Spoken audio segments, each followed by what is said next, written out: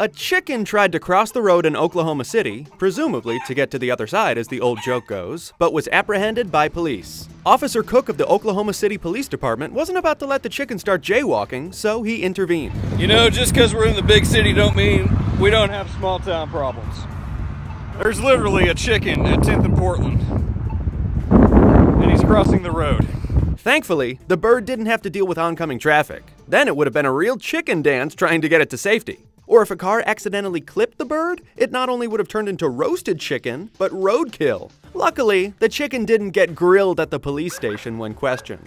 Cops say the chicken lawyered up and pleaded the fifth. And if they did try and give the chicken a ticket, I'm sure officers would have been flipped the bird.